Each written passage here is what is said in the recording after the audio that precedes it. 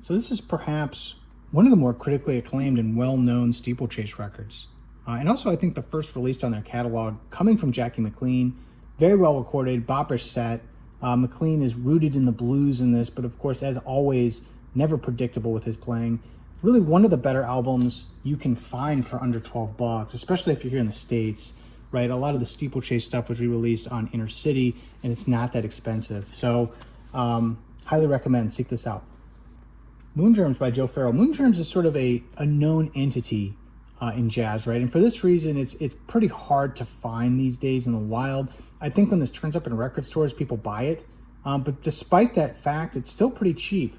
You can find this for under $20 all day. On CTI, but definitely an outlier for the label.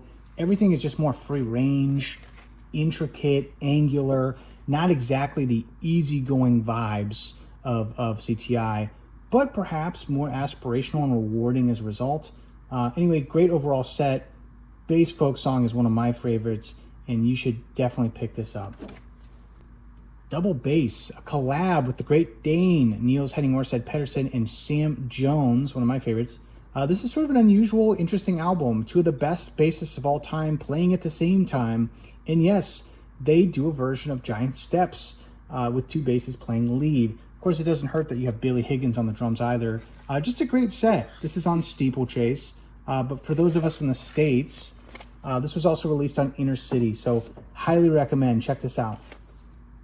Great post-bop album from Elvin Jones. This was done in the 80s, but everything is really more in line with 70s jazz.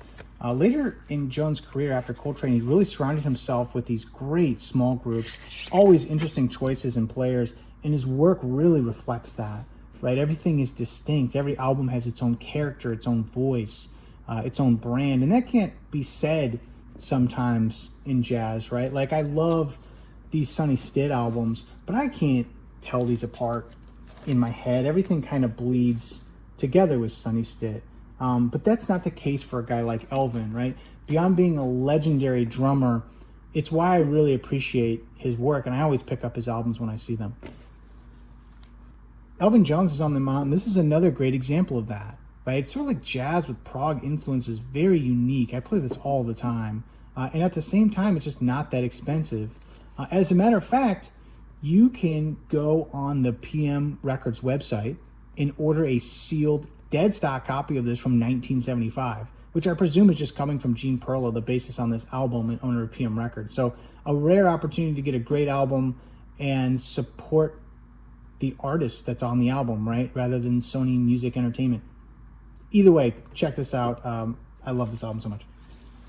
Oh, and just a quick note that these videos are always sponsored by no one. Right, so please like and subscribe to help grow the channel and satiate our almighty algorithm's bloodlust for engagement metrics. You know, Lou Donaldson put out a string of these records in the latter half of the 60s with varying degrees of success, but I really like this one. Very groove heavy with a particularly effective rhythm section. All guys that would kind of go on and inform the sound of jazz in the 70s, right? Guys like Idris Muhammad, Charlie Earlin, Melvin Sparks. Yeah, Blue Mitchell is on this record too. By no means an intellectual exercise, but you know, we don't need to analyze everything, right? You're allowed to make spaghetti and put a record on without sitting there like the great thinker pontificating. It's okay to just have something that grooves and is fun. So if you like the funkier side of soul jazz, I think this one is necessary and one to get, and it's not that expensive. Pretty famous crate digger DJ record. This Is Why You're Overweight from Eddie Harris in the 70s with a hilarious cover you will not soon forget. This is really a funk record, right? By this time, Harris had kind of crossed over into funk after having found a lot of widespread appeal in the 60s with soul jazz. But his records like Swiss Movement or Exodus to Jazz notwithstanding, a lot of it has sort of been labeled as gimmicky or tired, and I think the budget bins sort of reflect that. But this is great, especially if you're a funk head. I think this is definitely a record to have in your collection. It's not that expensive. Check out the first track. I think it tells you everything you need to know about this record. Viewer suggestions are appreciated, and this is one of them.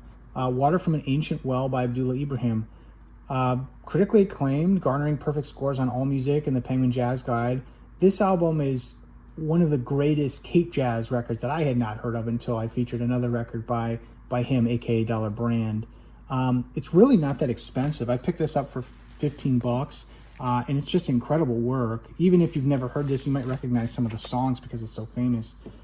Anyway, beautiful album and a must pick up in my opinion. This is another record by Ibrahim that I picked up recently when I was in Montreal a couple months ago. Quand je suis travaillé au Montréal. Yes, I tried to speak French. It did not go very well. But it does make sense that I found this, right? Because this only had a Canadian release. So it's a rare jazz win for our friends in the Great White North. So all of you people in the States, you're going to have a hard time finding this. And the Canadians are going to have an easy time finding this record. Congratulations, Canada. Harlem Blues, a great later record from Phineas Newborn Jr. This was recorded in '69, but it's pretty much a set you might expect from the late 50s, early 60s, but contrasted with Elvin Jones, who at this point is playing all kinds of crazy shit on the drums. Right, as he left Coltrane's band, he just sort of continued to innovate what you could do on a set with polyrhythms and all this stuff. So it gives this session a kind of uniqueness, right? You have the virtuosic bop piano of Newborn, but with a rhythm section that's kind of from the future. Anyway, after this, Newborn's output would really slow. He had some mental health issues. He injured his hand. Sort of the story of jazz, right? It's almost always a tragedy. I think the Jazz Shepherd said a couple years ago, we edify these guys now. We collect their records. We reissue high-quality tone poets of their albums, but most died penniless and anonymous. And unfortunately, Phineas was one of those people.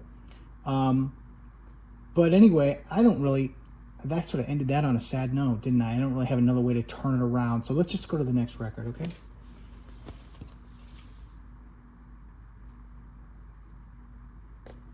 So Walter Bishop Jr. is sort of known for these two bookends, right? His debut on Jazz Time in '61 that was re-released on Muse in the '70s, and his his Black Jazz work, right? These releases that were done in the '70s. But there's all this time between these releases that for some reason, he just didn't record that much.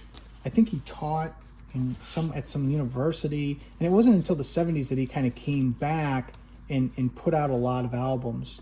But this is one attempt by Xanadu to gather the music he did in between those bookends, right? This is called Bish Bash, and this is an album I really enjoyed because I'm a big Walter Bishop Jr. fan.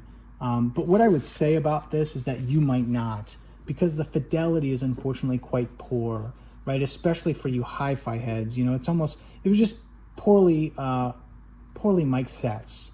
But I am, I guess, like a mid-fi guy, so I can look past that. However, I do understand it might be too poor for some of you, so buyer beware. Otherwise, you might enjoy this. This is sort of considered to be one of the greatest jazz performances of all time. This is also pretty cheap and easy to find and worth having in any jazz collection. I just bought a cleaner copy. There's a whole story behind this record that you should check out. Just an interesting moment in jazz history. But regardless, the music is just essential. And this sold very well, so it can be found easily. Highly recommend picking up a copy of this. Anyway, that's all I got for today, folks. Until next time, clean your records and, see you next time. Bye.